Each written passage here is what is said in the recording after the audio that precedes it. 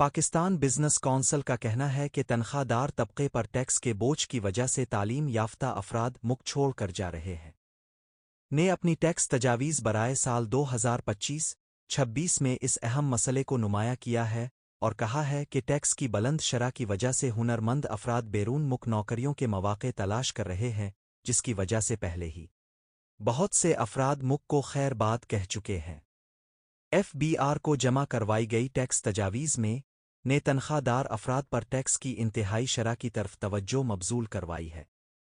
موجودہ حالات میں تنخواہ دار افراد پر 29% تک انکم ٹیکس عائد ہے، جبکہ انہیں 10% سپر ٹیکس اور 15% ڈویڈنڈ ٹیکس بھی ادا کرنا پڑتا ہے۔ کا کہنا ہے کہ ان بلند ترین ٹیکس ریٹس کے باعث ہنرمند افراد کو بیرون ملک جانے سے روکنا ایک مشکل کام ہے، جبکہ وہ افراد جنہیں بیرون ملک جانے کے مواقع نہیں ملتے وہ نان ٹیکسڈ سیکٹر میں جانا پسند کر رہے ہیں۔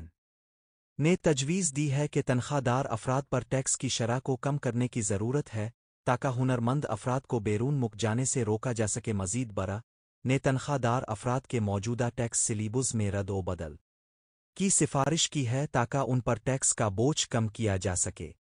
پاکستان بزنس کونسل بڑھئے مزید یہ نکتہ اٹھایا کہ جنرل سیلز ٹیکس، جو اس وقت 18% پر موجود ہے، معیشت میں موجود بڑے غیر دستاویزی شعبے کی وجہ سے کافی چیلنجز پیدا کر رہا ہے۔ اتنی بلند جی ایس ٹی شرح لوگوں کو ٹیکس چھپانے کا زبردست ترغیبی موقع فراہم کرتی ہے۔ کونسل نے تجویز دی کہ جی ایس ٹی شرح کو ہر سال 1% کم کیا جائے، یہاں تک کہ یہ 15% تک پہنچ جائے۔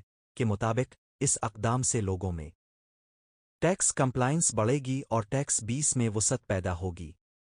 اس کے علاوہ نے کارپوریٹ سیکٹر پر لگنے والے 48% کے مؤثر ٹیکس ریٹ پر بھی تشویش کا اظہار کیا، جو کہ corporate income tax, super tax اور ود ہولڈنگ ٹیکسز پر مشتمل ہے۔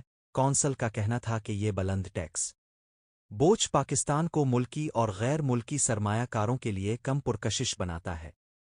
سرمایہ کاری دوست ماحول کو فروغ دینے کے لیے نے تجویز دی کہ کارپوریٹ ٹیکس ریٹ کو ہر سال 1% کم کیا جائے، یہاں تک کہ یہ 25% تک آ جائے، جو کہ دیگر ابھرتی معیشتوں کے برابر ہو۔